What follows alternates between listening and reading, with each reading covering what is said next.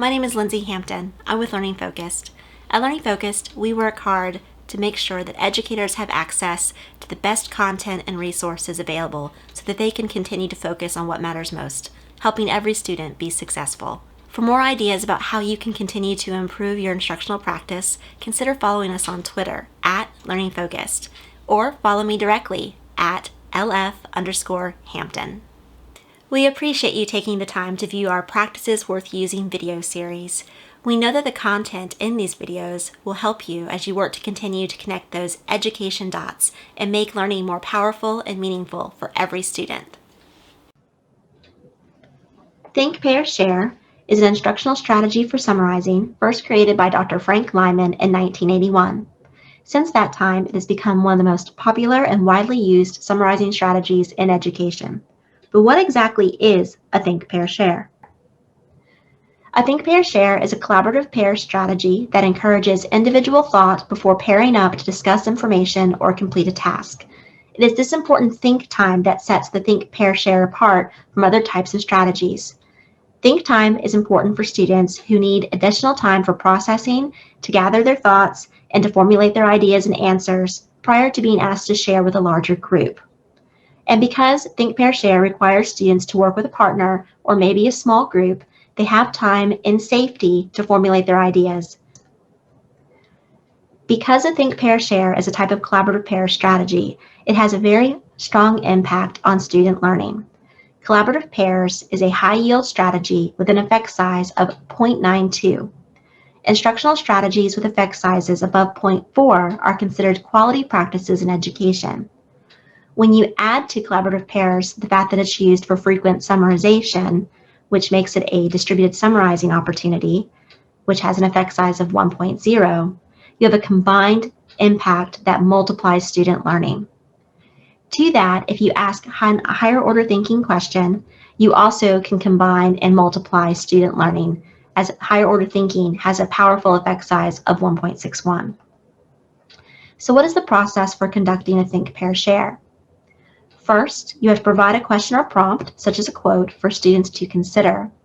Next, you have to provide 20 to 30 seconds of think time, after which students will share their thoughts with a partner.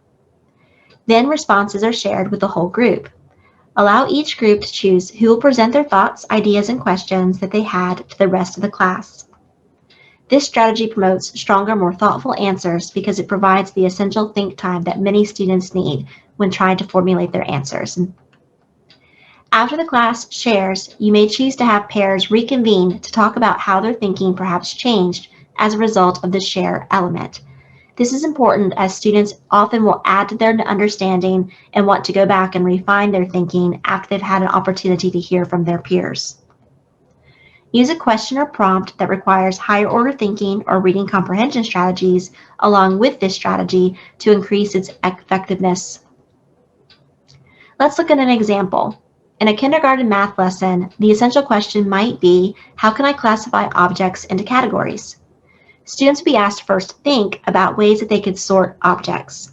They would then partner with a shoulder partner or another assigned student to take turns discussing ways in which they could organize objects. They would need to think of one way that they could sort the shapes and then share with their partner to hear their idea.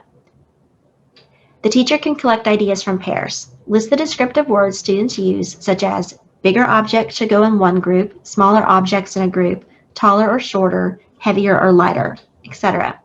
Students could use this vocabulary to further enhance their discussion and help refine their understanding of how to organize objects into categories.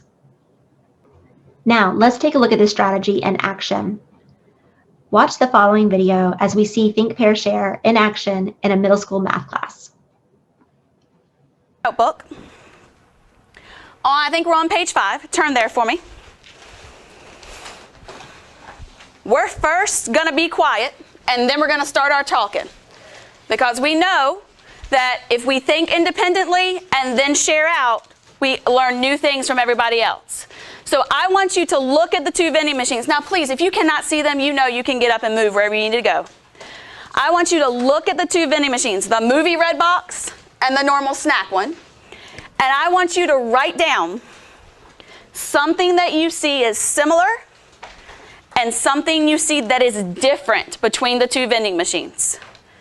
Before I start timing you, is there a question about what you're going to think about and write down on your paper? Thumbs up, we're good? Okay, so your 1 minute and 30 seconds is starting in just a second. If you need to get up and look, go look. Sit there and squint because you can't see it. Move up to it and look at it. Ready, set, go. And pencils down. Excellent job. You got some good things written down. All right, so now what you're going to do is I want you with your table mate. Now we're going to pair. The people you talk to, your shoulder buddies, we're just going to talk for a second, and you're going to share your ideas. If you have an odd number of people, triple up so that you can all have a conversation. Right now, I'm giving you, again, 1 minute and 30 seconds to compare what you have and have a discussion. If you were stumped on what was similar or what was different, listen to your tailmate and write down their idea. That's perfectly fine. And then we're going to share out. We good? Ready, set, go. Share with me. Kimona, what did you say? Or it? They both